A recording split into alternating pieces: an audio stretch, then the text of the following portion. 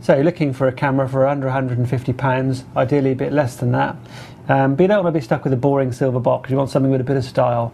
So what are your options? Well, enter the Fuji Z10 FD.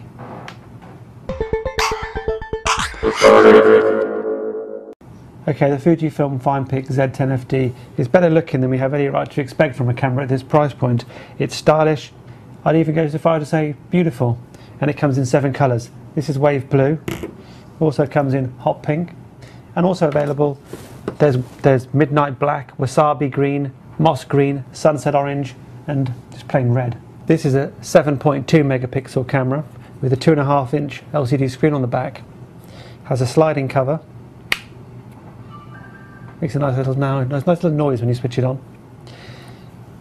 And on the back you can see there are various display options. You can have it displayed with and without the grid to help you with the composition, and with or without the information display. Now most cameras have a fairly familiar layout on the back. They have the 4-way controller and a zoom rocker and a couple of buttons. This is a bit different. It has 2 rings on the back and just one other button.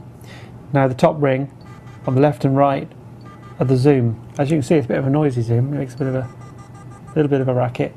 The top is for face detection. You can turn face detection on or off. More about that later. And then the bottom is the playback version for looking at the pictures you've just taken. Now on the bottom ring you've got the anti-shake at the top, macro at the left, the flash modes, which you just basically scroll through, and then the self-timer button at the bottom. As you can see, there's no viewfinder, so you're stuck to the screen, but as screens go, it's not a bad one.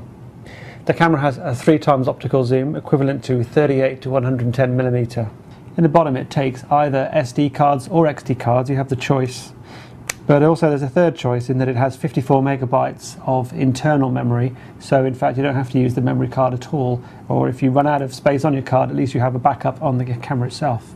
As you'd expect from any digital camera these days, there are plenty of shooting modes, as well as the normal full auto modes. You've got natural light, auction mode, portrait mode, landscape, sport, night, sunset, snow, beach, museum, party, flower, text, anti-blur, it goes on and on. So a little bit more about that face detection. Face detection basically is a technology which enables the camera to find any face within the scene. So if you're photographing a scene with a portrait with a person in it, it finds the face, it locks onto that face, and then it sets the exposure, focusing and all that for the face to optimize it for a portrait. It doesn't always work, it doesn't always find the face, but when it does, it certainly is a benefit to have and certainly worth having. The anti-blur function is basically based on a high ISO setting, so it raises the ISO to enable you to use a faster shutter speed to reduce camera shake. It's not quite as good as an optical image stabilizer, but it's better than not having it at all. The downside of this system is that it gives you a little bit more image noise when it raises the ISO. Speaking of ISO, this camera is capable of ISOs up to from 100 to 1600. The camera is pretty fast in operation. There's very little delay when you switch the camera on, and the shot-to-shot time is pretty fast. There is a high-speed shooting mode which makes it even faster. Overall it handles pretty nicely. There's very little negative you can say about it. Then one of the main things I suppose is the sliding cover. I find if you're putting it into a fairly snug case or into a bag, it sometimes switches itself on or slides on when you're trying to put it away, but that's a pretty minor criticism really. So overall, it's fair to say that this is certainly the best looking camera you're going to find for the money. It's quick to use, performance is pretty good too. We give the Fuji Z10 FD a score of 85%.